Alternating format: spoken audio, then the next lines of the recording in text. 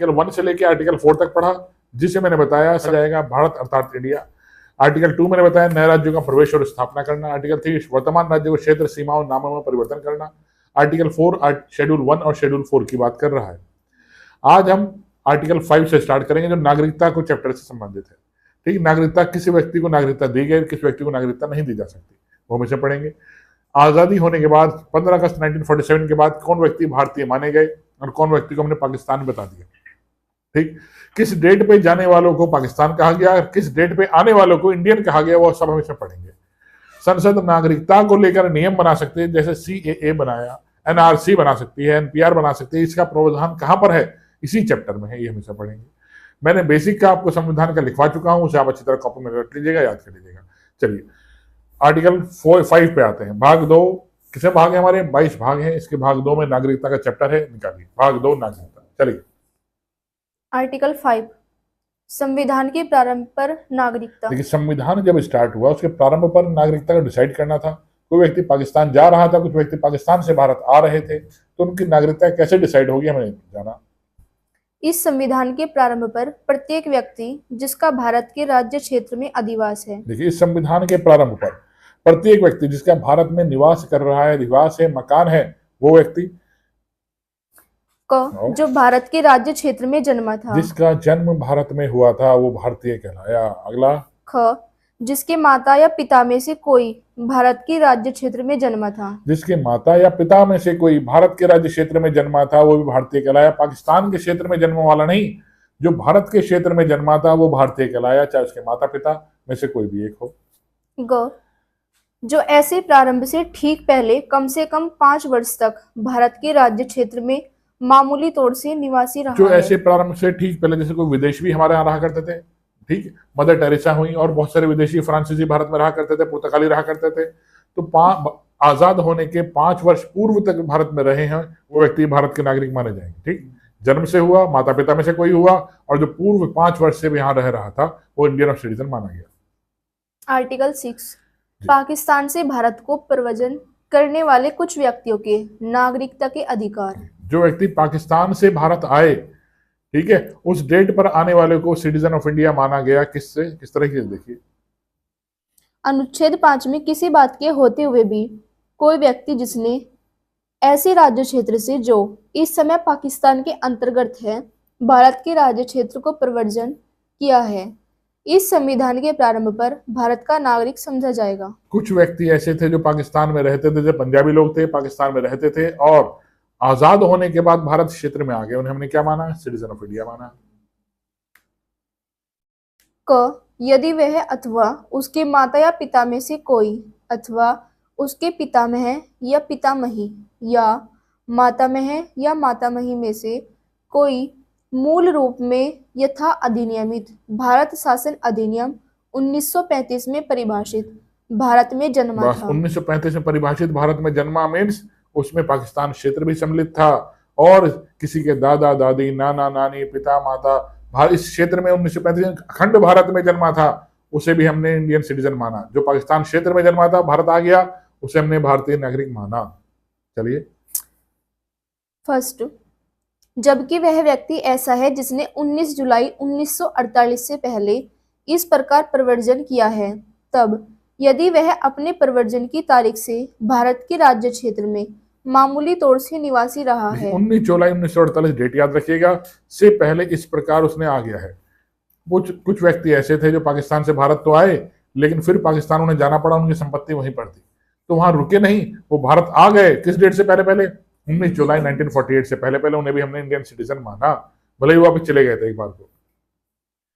चलिए सेकंड, जबकि वह व्यक्ति ऐसा है जिसने 19 जुलाई 1948 को या उसके पश्चात इस प्रकार प्रव्रजन किया है, तब यदि वह नागरिकता प्राप्ति के लिए भारत डोमिनियन की सरकार द्वारा विहित प्रारूप में और रीति से उसके द्वारा इस संविधान के प्रारंभ से पहले ऐसे अधिकारी को जिसे उस सरकार ने इस प्रयोजन के लिए नियुक्त किया है, आवेदन किए जाने पर उस अधिकारी द्वारा भारत का नागरिक रजिस्ट्रीकृत कर लिया गया है। कुछ व्यक्ति ऐसे थे जो 19 जुलाई 1948 के पश्चात नहीं आ पाए किसी कारणवश, लेकिन उन्होंने फिर अप्लाई किया कि हम भारत में रहना चाहते हैं। तो यहाँ पर जो अधिकारी था हमारा, ठीक, नागरिकता को डिसाइड कर रहा था, वो उनको नागरिकता दे सकता है।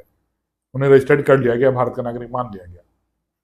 परंतु यदि कोई व्यक्ति अपने आवेदन की तारीख से ठीक पहले कम से कम 6 मास भारत के राज्य क्षेत्र में निवासी नहीं रहा है तो वह इस प्रकार रजिस्ट्रीकृत नहीं किया कंडीशन जाएगा। उस पर डाल दी गई, 6 महीने कम से कम उसे भारत में रहना पड़ेगा, तभी वो अधिकारी उसे सर्टिफिकेट देगा नागरिकता का। कम से कम 6 महीने पहले उसे आना पड़ेगा, रहना पड़ेगा भारत के अंदर। 7 पे आइए। 7 पाकिस्तान को प्रव्रजन करने वाले कुछ व्यक्तियों के नागरिकता के अधिकार।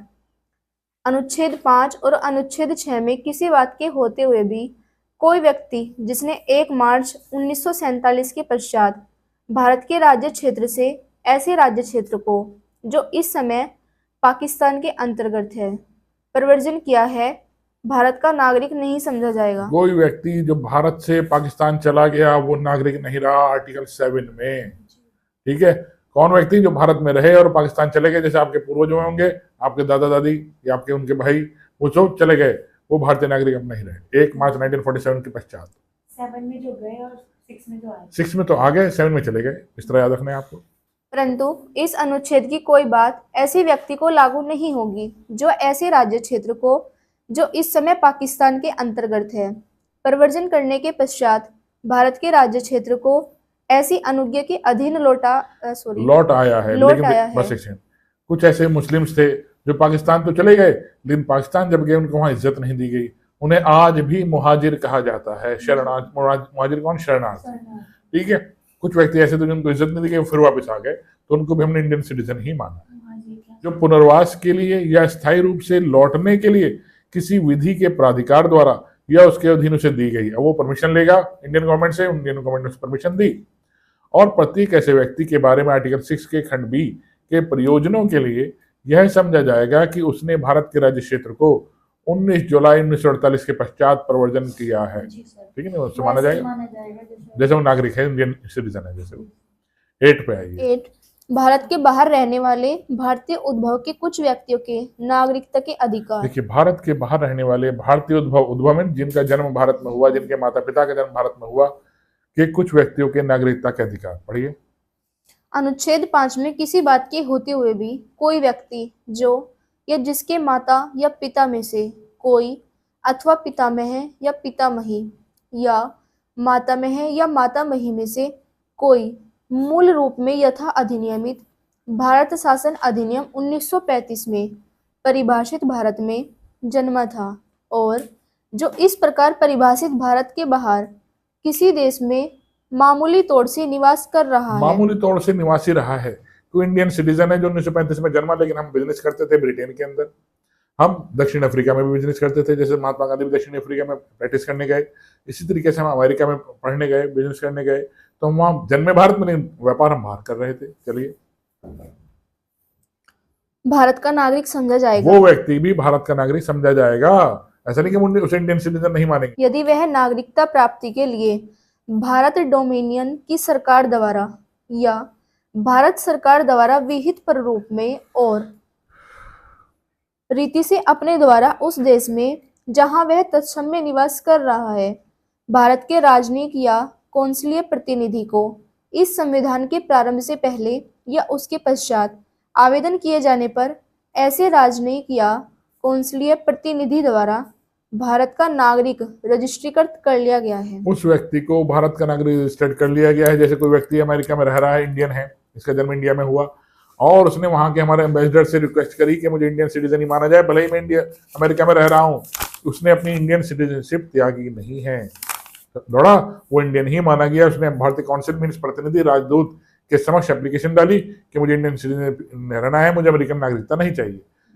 अगर वो भारतीय नागरिकता कभी लेना चाहें तो उन्हें अप्लाई करना पड़ेगा कि मैं इंडियन नागरिकता लेना चाहती हूँ और मैं 5 साल यहाँ शांति से रहूंगी, ठीक, तब उन्हें इंडियन नागरिकता मिल जाएगी। चलिए 9 पे आइए। 9 विदेशी राज्य की नागरिकता स्वेच्छा से अर्जित करने वाले व्यक्तियों का नागरिक न होना। अब देखिए, जिन्होंने नागरिकता स्वेच्छा से अर्जित कर ली, जैसे अमेरिका की नागरिकता स्वेच्छा से उन्होंने अर्जित कर लिया, वो भारतीय नागरिक नहीं रहे। यदि किसी व्यक्ति ने किसी विदेशी राज्य की नागरिकता स्वेच्छा से अर्जित कर ली है तो वह अनुच्छेद 5 के आधार पर भारत का नागरिक नहीं होगा, अब वो भारत का नागरिक नहीं रहा, उसने स्वेच्छा से अपनी अर्जित कर ली है। अथवा अनुच्छेद 6 या अनुच्छेद 8 के आधार पर भारत का नागरिक नहीं समझा अब वो जाएगा। इंडियन सिटीजन नहीं माना जाएगा। 10 पे आइए। 10 नागरिकता के अधिकारों का बना रहना। प्रत्येक व्यक्ति जो इस भाग के पूर्वगामी उपबंधों में से किसी के अधीन भारत का नागरिक है यह समझा जाता है।